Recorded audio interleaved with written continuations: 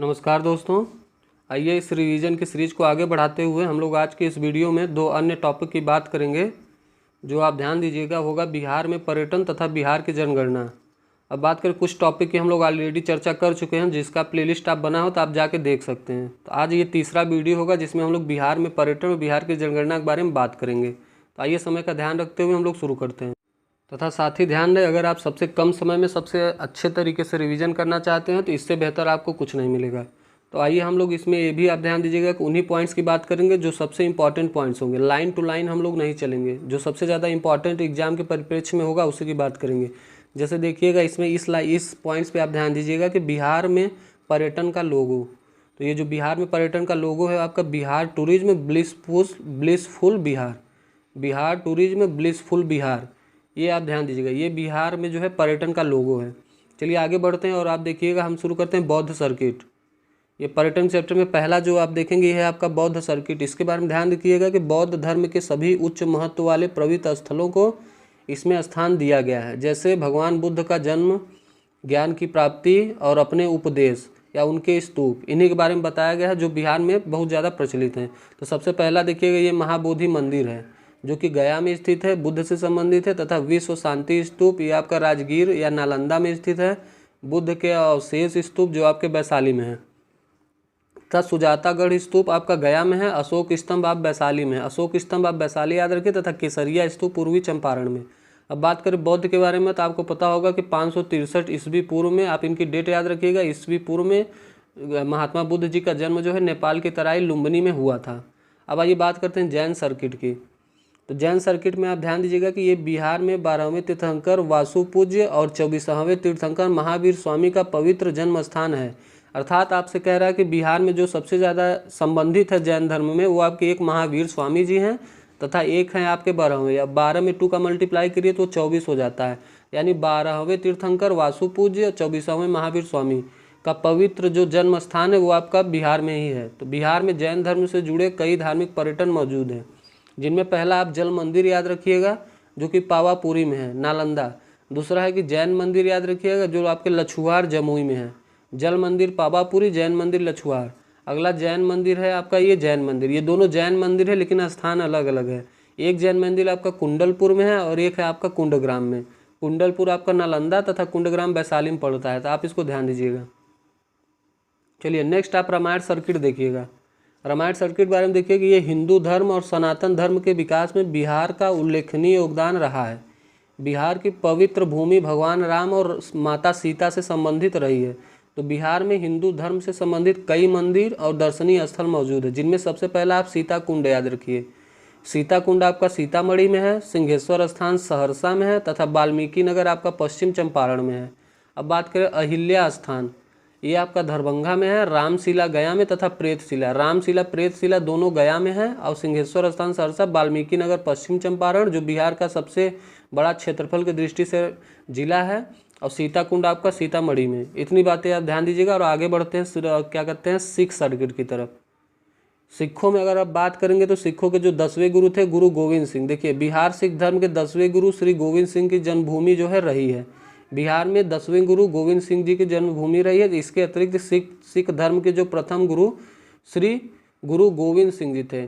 और 9वें गुरु देखिए ये प्रथम गुरु गुरु गोविंद, यहाँ पे थोड़ा एरर हुआ है। प्रथम गुरु आपके गुरु नानक जी थे, तो आप ध्यान दीजिएगा। 10वें गुरु गुरु गोविंद सिंह जी थे, प्रथम गुरु आपके गुरु नानक जी थे। और 9वें गुरु श्री गुरु तेग बहादुर सिंह ने बिहार की यात्रा की थी।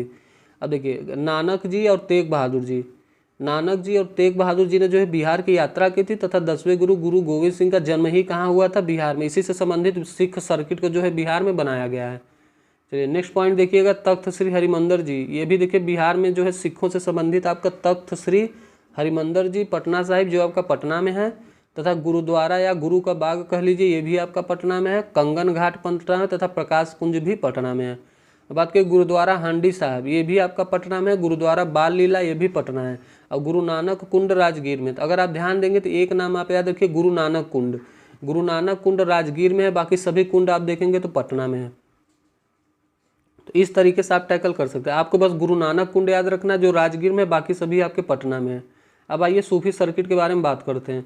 सूफी सर्किट ये बिहार की भूमि सूफीवाद के चिश्ती और सोहरावर्दी से संबंधित रहा है। बिहार में कई सूफी दर्शनीय स्थल मौजूद है, जिनमें पहला स्थान है मनेर शरीफ का। मनेर शरीफ आपका पटना में स्थित है। अमझर शरीफ आपका औरंगाबाद में है तथा शेरशाह सूरी का मकबरा बहुत ही इंपॉर्टेंट है, ये ध्यान दीजिएगा, जो कि आपके सासाराम रोहतास में स्थित है। सासाराम रोहतास में शेरशाह सूरी का मकबरा है तथा बड़ी दरगाह नालंदा में है। आइए अब इको सर्किट के बारे में हम लोग बात करेंगे। इको सर्किट देखिए, ये बिहार प्राकृतिक छटा, जैविक विविधता और मनभावक पर्यावरणीय दृश्यों से परिपूर्ण स्थल है। ये एक दृश्य मनभावक पर्यावरणीय स्थल है इको सर्किट, जिसमें यहाँ पहाड़, झरना और हरियाली के मनभावक दृश्य मौजूद हैं, जिनमें सबसे पहले आप जो मोस्ट इंपॉर्टेंट देखेंगे वो आपका वाल्मीकि टाइगर रिजर्व है। वाल्मीकि जो टाइगर रिजर्व है आपका पश्चिम चंपारण में है। बराबर की गुफाएं आपका जहानाबाद में है तथा घोड़ा कटोरा राजगीर नालंदा में तथा कांवड़ झील आप याद रखेंगे ये बेगूसराय में। कांवड़ झील पूछा भी जाता है तो आप बेगूसराय याद रखिए तथा वाल्मीकि इसमें ध्यान रखिएगा। अब बात करें भीम बांध अभ्यारण्य की तो वो मुंगेर में है तथा तेलहड़ कुंड आपका कैमूर में और ककोलत झरना जो है आपका नवादा में है। तो आप ककोलत झरना, कांवड़ झील और वाल्मीकि टाइगर रिजर्व, ये 3 को आप मुख्य तौर पे याद रखेंगे। आइए अब हम यूनेस्को विश्व विरासत स्थल की सूची में बिहार के 2 स्थलों को चिन्हित करते हैं। ध्यान से देखिएगा, यूनेस्को विश्व विरासत स्थल की सूची में बिहार के 2 स्थल, जिसमें पहला महाबोधि मंदिर कॉम्प्लेक्स, दूसरा नालंदा महाविहार का पुरातात्विक स्थल।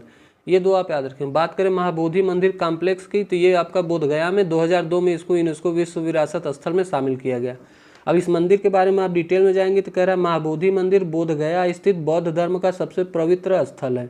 अब बात करें क्यों ये पवित्र स्थल, क्योंकि जो भगवान बुद्ध थे इन्हें ज्ञान की प्राप्ति बोधगया में हुई थी। जन्म उनका नेपाल लुम्बिनी में हुआ था, नेपाल की तराई लुम्बिनी में, तथा ज्ञान की प्राप्ति उनको कहाँ हुई थी, बोधगया में हुई थी। तथा इस मंदिर के प्रांगण में आप देखेंगे तो एक बोधि वृक्ष भी है मौजूद है, जिसके नीचे भगवान बुद्ध को ज्ञान की प्राप्ति हुई थी। और आप कह सकते हैं कि इसी रीजन की वजह से, बहुत ही पवित्र वृक्ष होने की वजह से इसे जो बिहार का प्रतीक चिन्ह भी बनाया गया है, बोधि वृक्ष। तो आप ध्यान दीजिएगा, महाबोधि मंदिर के बारे में इतनी बातें ध्यान देंगे।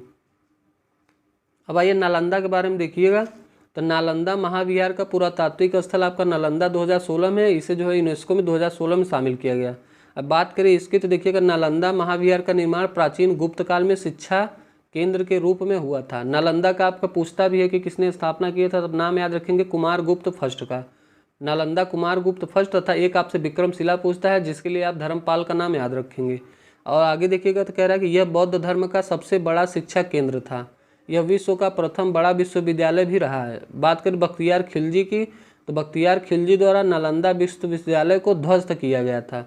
वर्ष 2010 में संसद द्वारा पारित नालंदा विश्वविद्यालय अधिनियम के द्वारा राजगीर में नालंदा विश्वविद्यालय की पुनर्स्थापना का कार्य किया गया तथा 2014 में इसे शैक्षणिक सत्र प्रारंभ हो गया। 2014 में प्रारंभ हो गया, इसी वजह से इसे 2016 में जो है आपको इन्हें यूनेस्को के विश्व धरोहर स्थल में शामिल किया गया।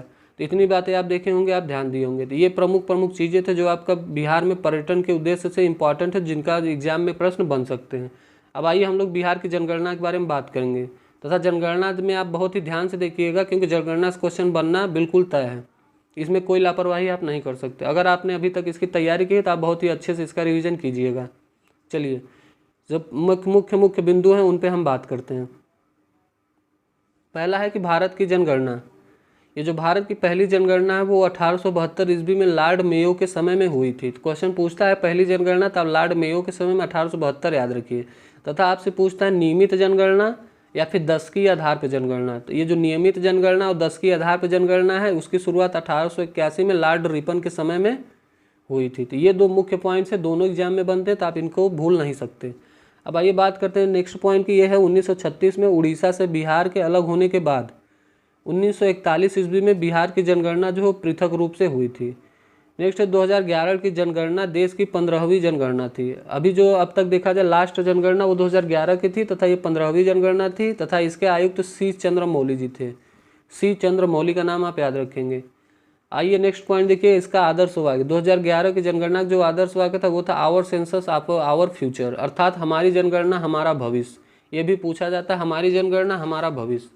और 2011 की जनगणना के अनुसार बिहार की कुल जनसंख्या अगर आप ध्यान देंगे तब 1040,452 1040,452 याद रखिएगा। बीच में 99 आपको याद हो जाएगा, क्योंकि ऑप्शन मिलेंगे तो आप उसमें टैकल कर लेंगे। अब आइए भारत की कुल जनसंख्या का प्रतिशत पूछ रहा है। नंबर में तो ये 10, 40, 99, 452 है, लेकिन भारत की जनसंख्या का में अगर पूछे बिहार की जनसंख्या का कितना परसेंटेज है, तो आप 8.56 है, तो आप इसको 8.6 याद रखिएगा। 8.6% याद रखने का एकमात्र मेरा कहने का ये मतलब है कि जब भी आपसे जनसंख्या पूछे तो 8.6 लगाइए।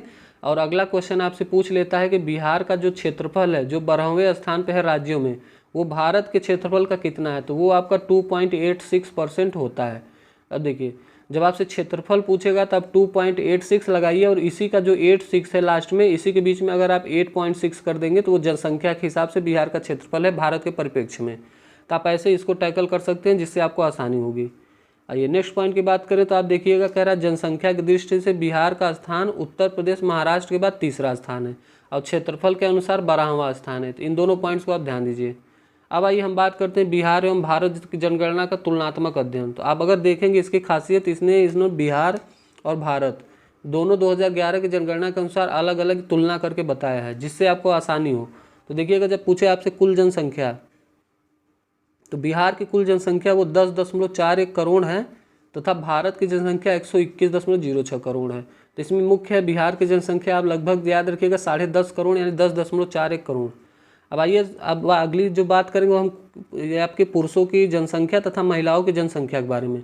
तो कुल जनसंख्या में जो पुरुषों का परसेंटेज है वह है आपका 52.14%, तथा भारत में बात करें तो आपका 51%, और महिलाओं का परसेंटेज है आपका 47.86%, तथा भारत में 48.53%। अगर आप ध्यान देंगे, देखिए लगभग 1% का अंतर है। पुरुषों में बिहार में 1% ज़्यादा है, तथा भारत में 51 एक कम है। महिलाओं में बिहार में 1% कम है, तथा भारत में 1% ज़्यादा। यानी अब 52, 51, 47, 48, 52, 51, 47, 48 आप ध्यान दीजिएगा। ऐसे अभी आप करेंगे तो भी आपके दिमाग में ज़्यादा समय तक रहेगा। अब आइए ग्रामीण जनसंख्या वगैरह की बात ना करते हुए अब हम बात करेंगे आपका यहाँ पे जो आप देखिएगा है आपका लिंगानुपात पे, क्योंकि हम इंपॉर्टेंट पॉइंट्स पे ही बात करेंगे, क्योंकि हम लोग रिवीजन कर रहे हैं और रिवीजन में ज़्यादा डिटेल में आपसे नहीं बात कर सकते। तो देखिएगा लिंगानुपात के बारे में, तो बिहार का लिंगानुपात वो आपका 918 है, जो एग्जाम में कई बार पूछा गया, तथा भारत का लिंगानुपात 943 है। 918 और 943, भारत का 943, बिहार का लिंगानुपात 918। अब बात करेंगे बाल लिंगानुपात की, तो बाल लिंगानुपात यानी 0 से 6 वर्ष में ये 935 है बिहार में, तथा भारत में ये 919 है। अब जनगणना तो कई बार एग्जाम में पूछा गया, तो इसमें आप लापरवाही नहीं बल्कि अच्छे से याद कर लीजिएगा, ये 1106, तथा इसलिए भी ये इम्पॉर्टेंट है कि जो बिहार का जनघनत्व है वो भारत में सबसे ज़्यादा जो है जनघनत्व पूछा जाता है तो बिहार में ही पाया जाता है। ये 1106 जो है बिहार का जनघनत्व है, जो राज्यों में सबसे ज़्यादा है। तथा बात करें भारत का जनघनत्व तो वो 382 है। तो 1106 और 382 आप याद रखेंगे। आइए अगले नेक्स्ट पॉइंट की ओर हम बढ़ते हैं, हम लोग साक्षरता दर में आते हैं। ध्यान दीजिएगा, साक्षरता दर आपसे पूछता है तो साक्षरता दर में बिहार का 61.8% है, तथा भारत का 73% है। अब बिहार इंपॉर्टेंट इसलिए भी हो जाता है क्योंकि सबसे कम साक्षरता वो आपके बिहार में है, जो कि 61.8% है, तथा जब पूछे सबसे ज़्यादा तो वो केरल राज्य का होता है 93.91%। तो यहाँ पे बिहार के परिप्रेक्ष्य में याद रखिए, सबसे कम जो बिहार की साक्षरता दर है जो है वो सब बिहार में है, जो 61.8% है। आप इसे सबसे कम साक्षरता कह लीजिए या सबसे अधिक निरक्षरता कह लीजिए, दोनों में आप ये सेमी क्वेश्चन होगा तो आप 61.8% याद रखेंगे। आइए अब पुरुष साक्षरता दर और महिला साक्षरता दर की भी बात करते हैं। पुरुष साक्षरता दर आपका 71.2%, तथा भारत में वो 80% है। महिला साक्षरता दर 51%। अब देखिए, आप खाली बिहार को ध्यान दीजिएगा, बिहार में आप देखेंगे तो 61.8% साक्षरता दर है, जिसमें पुरुष से 10 ज़्यादा हो गए, तथा जो महिला है वो 10 कम हो गए। यानी आप अगर 71 को आप पकड़ लीजिए पुरुषों की जनसंख्या, तो साक्षरता दर दोनों मिला के 61 है, तथा महिलाओं का 51। 71 में से आप 10 कम करिए 61, जो कि साक्षरता दर बिहार की हो जाएगी, तथा 71 में से जब आप 20 कम करेंगे 51 आ जाएगा, जो कि महिला की साक्षरता दर हो जाएगी। यानी आप ध्यान दीजिएगा, जब आप साक्षरता दर 61.8 पकड़ लीजिए तो पुरुषों की बात करें तो इसमें 10 प्लस कर दीजिए, महिलाओं की बात करें तो 10 माइनस कर दीजिए। तो ये तीनों पॉइंट्स आप एक साथ याद रखिएगा। चलिए अब बढ़ते हैं अगले पॉइंट, जिसमें आप देखिएगा हम लोग अनुसूचित जाति जनसंख्या का परसेंटेज देखिएगा।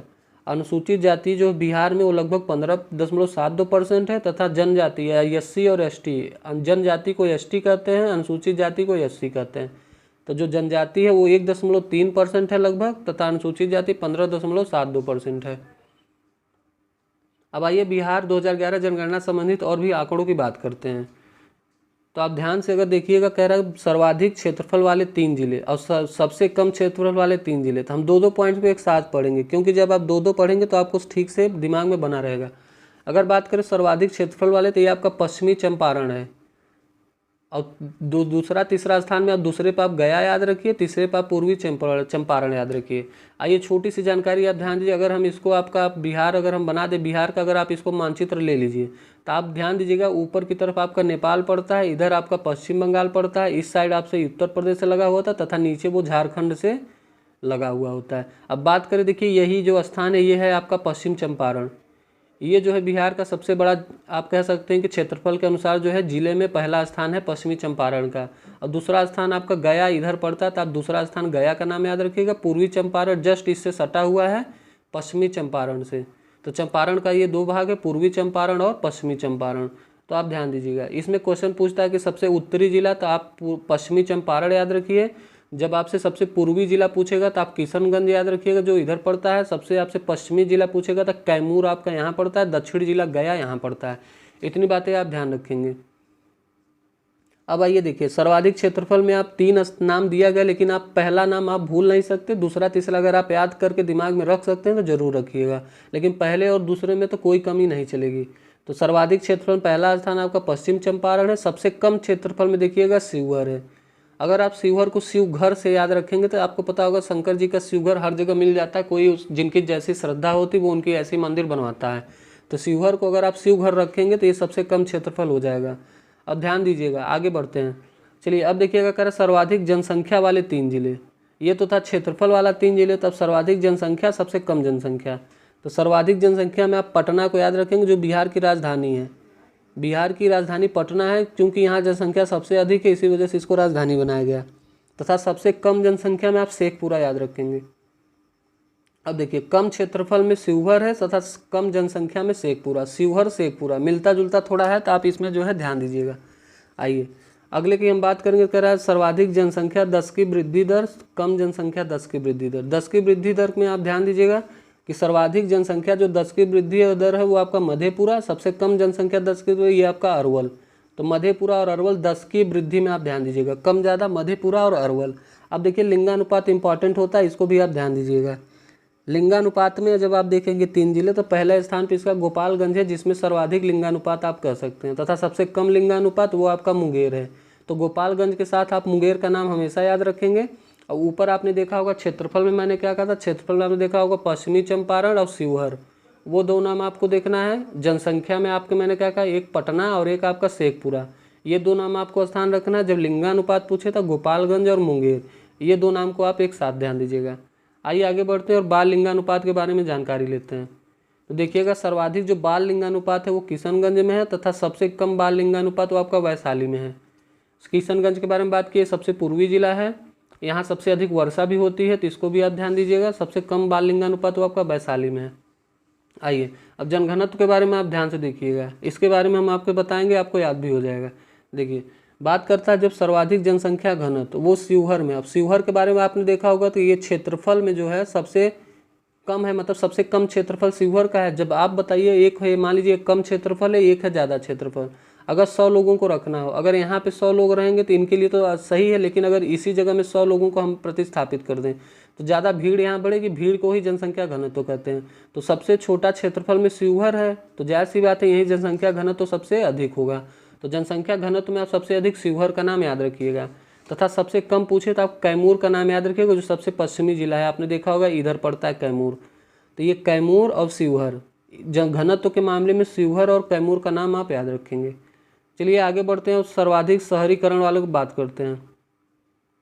देखिए जो सबसे ज़्यादा जनसंख्या कहाँ की है, तो वो आपका पटना का है, तो इसी वजह से शहरीकरण भी ये सबसे ज़्यादा कहाँ पे है, पटना में है। सबसे कम शहरीकरण में आपका समस्तीपुर बांका दोनों आते हैं। देखिए समस्तीपुर एवं बांका, इन 2 स्थानों का अगर नाम आप याद रखेंगे तो ये किस में आते हैं, सबसे कम शहरी। सबसे कम शहरी में देखिए समस्तीपुर, ये बांका याद रखिए। सबसे अधिक शहरी में पटना याद रखिए, पटना जनसंख्या में भी सबसे अधिक है। आइए अब बात करते हैं साक्षरता, सबसे ज़्यादा साक्षरता, सबसे कम साक्षरता। तो सर्वाधिक साक्षरता में आप देखेंगे तो रोहतास के लोग बहुत ज़्यादा साक्षर हैं, तथा सबसे कम साक्षर हैं आपके पूर्णिया के। तो सब रोहतास वाले ज़्यादा साक्षर हैं रोहतास में सबसे ज़्यादा साक्षर, सबसे कम साक्षर आपके पूर्णिया। तो ये दो नाम आप याद रखिए। अब इसी में आप बात कर लीजिएगा पुरुष साक्षरता और पुरुष, देखिए जब इसमें बहुत बड़ा जिला तो बिहार है नहीं, बहुत बड़ा मतलब राज्य है नहीं, तो जो आप जो सर्वाधिक साक्षरता कम साक्षरता वही इसमें भी है कि सर्वाधिक पुरुष सर्वाधिक और क्या कहते हैं कम पुरुष। तो देखिए पुरुषों में सबसे अधिक रोहतास और सबसे कम पूर्णिया साक्षरता, और ये सर्वाधिक साक्षरता में भी यही है रोहतास और क्या है पूर्णिया। देखिए रोहतास पूर्णिया सबसे सर्वाधिक साक्षरता में रोहतास नंबर 1 पे है, कम साक्षरता में पूर्णिया है, तथा पुरुषों में भी रोहतास पूर्णिया, तथा जब महिला में आएंगे तो इसमें भी रोहतास पहले स्थान पे है सर्वाधिक में, लेकिन महिला में चेंज होकर सहरसा जो है यहाँ पे जो है महिलाओं का सबसे कम साक्षरता है। तो ये चार को आप ध्यान से देखिएगा, इन चारों को आप एक साथ याद रखिएगा, सर्वाधिक साक्षरता से लेके आप यहाँ महिला तक आइएगा। अब इतना आप ध्यान दीजिएगा, जिसमें मुख्य तौर पे आप याद रखिएगा सर्वाधिक साक्षरता वाले जिले जिसमें रोहतास, कम वाले पूर्णिया, ये दो नाम आप याद रखेंगे। चलिए आगे बढ़ते हैं। अगला जो इम्पोर्टेंट पॉइंट आप देखिएगा, हम आगे बढ़ेंगे, आप पूछेंगे यहाँ पे देखिएगा जी, ये देखिएगा सर्वाधिक अनुसूचित जाति और न्यूनतम अनुसूचित जाति। तो सर्वाधिक जो अनुसूचित जातियाँ हैं वो आपके गया में है, गया, तथा न्यूनतम जो अनुसूचित जाति है वो आपका किशनगंज में है, किशनगंज में न्यूनतम। अब बात करें गया, ये सबसे गर्म और ठंडा जिला भी है बिहार का, और किशनगंज यहाँ सर्वाधिक वर्षा होती है। तो ध्यान दीजिएगा गया और किशनगंज, गया और किशनगंज। गया के बारे में ये भी ध्यान दीजिएगा सबसे दक्षिणी जिला है, किशनगंज सबसे पूर्वी जिला है। तो आप देखिएगा सर्वाधिक जो अनुसूचित जाति है प्रतिशत में वो गया है, न्यूनतम अनुसूचित जाति जहाँ पाए जाते हैं वो आपका किशनगंज है। तथा जब एसटी की बात करेंगे अनुसूचित जनजाति की, तो उसमें पश्चिमी चंपारण पहले पे है, तथा सबसे कम में खगड़िया पहले पे है। आइए अगले पॉइंट्स की बात करें। देखिए यही सारे पॉइंट्स बिहार की जनगणना से संबंधित है।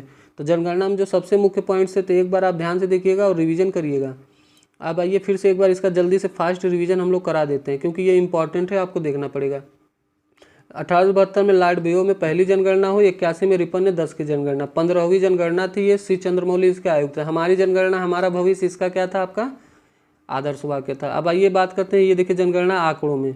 तो कुल जनसंख्या आप देख लीजिएगा, ये आपका 10.41 करोड़ है। अब देखिए ग्रामीण जनसंख्या को छोड़ते हुए लिंगानुपात में आइए जो 918 है बिहार का। अब बात करेंगे, आगे चलेंगे हम लोग, तो आगे देखिएगा साक्षरता दर, साक्षरता दर में आप देखिएगा 61% जो है, 61.8% जो है, और पुरुषों में जो है 71, महिलाओं में 51। 61 में 10 प्लस करिएगा, पुरुष ज़्यादा है, तथा महिला में 10, 61 से 10 माइनस करिए। चलिए आगे बढ़ते हैं, और आगे जो इंपॉर्टेंट पॉइंट है ये देखिए सर्वाधिक क्षेत्रफल। सर्वाधिक क्षेत्रफल में देखिएगा पश्चिम चंपारण पहले पे, कम में शिवहर है। पश्चिम चंपारण पहले, कम में पहले। देखिए सर्वाधिक जनसंख्या वाले 3 जिले में जैसे बात करें आपसे जनसंख्या में बात करें तो पटना जनसंख्या में पहले पे है, शेखपुरा जो है सबसे कम में है। आइए 10 की वृद्धि दर में मधेपुरा और अरवल का नाम याद रखिए। अब आइए बात करते हैं लिंगानुपात। लिंगानुपात में आप गोपालगंज देखिएगा ये सर्वाधिक है, तथा सबसे कम आपका मुंगेर है। आगे बढ़ते हैं, आगे जब आप आएंगे तो यहाँ देखिए जनसंख्या घनत्व, सबसे कम जनसंख्या घनत्व तो कैमूर में है, तथा सबसे अधिक जनसंख्या घनत्व आप देखिए कहाँ पे है, शिवहर है। शिवहर इसलिए है कि इसकी क्षेत्रफल में सबसे कम है, इस वजह से शिवहर है। आइए आगे अगर आप बात करेंगे तो जो नेक्स्ट आगे जो इंपॉर्टेंट पॉइंट्स है आप देखिएगा, ये अनुसूचित जाति और न्यूनतम, ये गया में सबसे जो है आपका प्रतिशत के मामले में गया में सबसे अधिक है, तथा न्यूनतम के मामले में आपका किशनगंज में है। इतनी बातें आप ध्यान दीजिए। तो इस वीडियो में हम लोग जो है जनगणना और आपके क्या कहते हैं प्रमुख पर्यटन, इसके बारे में हम लोगों ने देखा। पर्यटन में आप लोगों ने देखा होगा Sikh circuit, Ramayan circuit, Jain circuit, बौद्ध सर्किट। तथा साथ ही दोस्तों ध्यान दीजिएगा कि हम लोग पिछले वीडियो में हम लोग बिहार का परिचय, बिहार का प्राचीन इतिहास और विविध और व्यक्तित्व के बारे में बात कर चुके हैं। इसी तरीके से इस सीरीज को जो है बहुत ही जल्द समाप्त करेंगे, तो आप लोग इसे देख जरूर लीजिएगा और बहुत अच्छे से रिवीजन करिएगा। चलिए इसी के साथ वीडियो समाप्त करते हैं दोस्तों। धन्यवाद, जय हिंद।